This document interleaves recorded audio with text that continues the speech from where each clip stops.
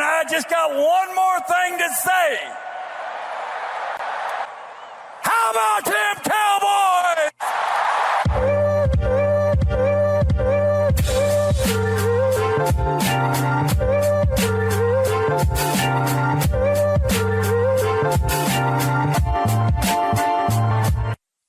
What's going on, Cowboy Nation and Angry Cowboy fans around the world? Y'all know who it is. It's your boy, the Angry Cowboys Fan here on YouTube, the place where y'all can find my raw and uncut emotions about the Dallas Cowboys 24/7, 365, and as long as I'm alive, y'all know I'm DC for life. Yesterday, Micah Parsons resurfaced from his disappearance after the humiliating loss to the 7-seed Green Bay Packers during Super Wildcard Weekend. Micah resurfaced on his podcast, The Edge, on the Bleacher Report app. He covered a lot of different subjects and even had DeAndre Swift as a guest, the running back for the Philadelphia Eagles, who is looking to be a free agent this offseason. Before his guests joined him, he had a few things to say about Skip Bayless, about the coaching staff at the Star, his quarterback Dak Prescott, and about the prospects of going all in. So we're going to take a listen to that, and then we're going to come back and unpack my raw and uncut. So, Angry Cowboys fans, take a listen. You know, they talking about we're going all in this year, man. That's what I would hope for. You know, I'm 24 years old. I've been in this league, 3 years, and I kind of seen it all. And I hope that we go all in. I hope that we go out and get the players that we're missing, because we didn't do that this year. I hope that we challenge ourselves, become better, and become greater for us. And I'm trying to say this in the most nice way possible because of how I truly feel. The clip ended with him saying, "I'm trying to say this in the most nicest way possible because of how I truly feel." Micah, you run a podcast, a very successful podcast, I might add. I truly believe that some of us want to hear how you truly feel about the situation. We don't want you going on there and going through the motions and soothing our ego. We want your raw and uncut. We want to know how this defense can get better for the next season. We want to know what the defense is missing that Jerry Jones and Stephen Jones can acquire this offseason. He also said, "I hope we go out there and get the players that we're missing because we didn't do that this year." Jerry Jones, I hope you are listening to your players, because no matter how you feel about the loss, it's the players that receive all the hate and vitriol from rival fan bases as well as our own fan base. It's the players that have to deal with each other's family members creating division in the locker room. It's the players who have to live with the fact that they didn't do enough to pull out a victory. It's the players that have to hear, "Trade his ass." Jerry and Steven, you may get angry when the outcome of this past playoff appearance didn't go your way, but it's the players that have to carry the burden. They have to carry that weight on their shoulders. In our second clip, which is longer than the other one, I might add, Micah Parsons defends his quarterback. So let's take a listen to that, and then we're going to come back and discuss it. Go ahead, play the clip. I do see a lot of people, overreacting. A lot of blame goes on to Dak Prescott because he is a quarterback and people look at his playoff wins, but we gave up over 40 plus points. What do you expect Dak Prescott to be? Do you expect him to be Superman? He cannot win games by himself. I've always said football is not a game of one man. It's a game of 22 men that go on the field, and you need to rely on every 22 guys to win that game. It's not relied on one individual, two individuals.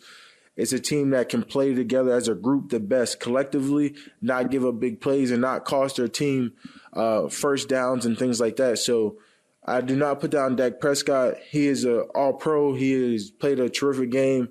Coulda, woulda, should have been an MVP, but he's not. And to put that narrative, people want to drive whatever narrative that fits best for them, and that's what I'm realizing about this game of football. And that's what kind of drives away the happiness, because people don't appreciate how good someone has been.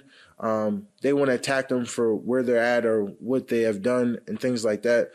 So I think Dak came a long way. Obviously, one of his better years since I've been with the Cowboys. So that narrative of we wanted a different quarterback or we want a different guy, I think he's been a great leader. Whatever, however y'all want to put that. This is what drives away the happiness. This is what turns your passion into a job. Cowboys Nation, you know exactly what I'm talking about. Have you ever had a passion that you love doing that started to feel more like a job rather than that passion? These guys went through everything they went through to make it to this position. Pop Warner, middle and high school football, unrelentlessly putting their body on the line to make it on a college roster, countless hours in the gym and in the film room to achieve the goal of playing in the NFL. They get to the NFL to have to deal with some fans with instant gratification issues, to have to deal with a fan base wanting microwavable success. Even the NFL itself expects players to come right out of college ready to strap up and play, especially on the Dallas Cowboys. You have some fans that take the 29-year drought out on players who weren't even out of diapers the last time the Dallas Cowboys made the Super Bowl. But this is what I wanted to hear. This is what I was waiting on. This is what I was needing to hear from Micah Parsons, and I am still waiting on CeeDee Lamb. I think everyone in Cowboys Nation is waiting on CeeDee Lamb's response. Lamb, your mother attacked the person who helped you break Dallas Cowboys records this season. Are you not gonna say anything? Are you not going to put this to bed? Honestly, instead of DeAndre Swift on Micah Parsons' podcast, he should have had CeeDee Lamb on the show to put all this BS to rest. Like I said in the previous video, silence is deafening. Cowboys Nation, I know we're mad at the state of the Dallas Cowboys and how we should be getting further in the playoffs, but let's keep it a buck. Anything short of a Super Bowl victory is a wash. We are angry at the fact that the Dallas Cowboys have not even been to an NFC championship since 1995. 29 years ago. Try being the Detroit Lions fans or the Cleveland Browns fans. Two teams that have never made it to a Super Bowl appearance, let alone a victory. We have 5 trophies in our case. They have none. Be grateful. He also talks about Dak Prescott not being a one-man band. It's not all on Dak to will us to a Super Bowl. It takes every man on that roster and every man and woman in that building to orchestrate a Super Bowl run. It was blatantly obvious since week 3 of the last year's regular season that we were missing pieces on our offense and defense, but Dak is expected to work through that, right? The example that some give is Patrick Mahomes. A generational talent. You guys act like generational talents grow on trees. People throw the idea of starting Trey Lance over Dak Prescott. If you think Kyle Shanahan is an offensive guru, an offensive mind, an offensive genius, ask yourself why he chose to get rid of the 3rd overall pick in the 2021 draft for a 4th rounder. If it was up to some of Cowboys Nation, we would throw everything away and gamble on a quarterback coming straight out of college, not even stepping foot on an NFL field. Even the greats played behind someone. Aaron Rodgers played behind Brett Favre. Steve Young played behind Joe Montana. Tom Brady played behind Drew Bledsoe. Even the elite Patrick Mahomes spent his rookie year behind Alex Smith. It's few and far in between you will find someone ready to go right outside of college, but some would leverage our team's success on the shoulders of an unknown. Teams only do this when they have no other option. We have options who has helped us usher 3 consecutive playoff appearances in Dak Prescott. Well, Cowboys Nation, I hope Jerry Jones and Stephen Jones hears what Micah Parsons has to say. Players want to win a Super Bowl, but they need the participation of the front office. We need pieces added to this team so we can compete with the big dogs.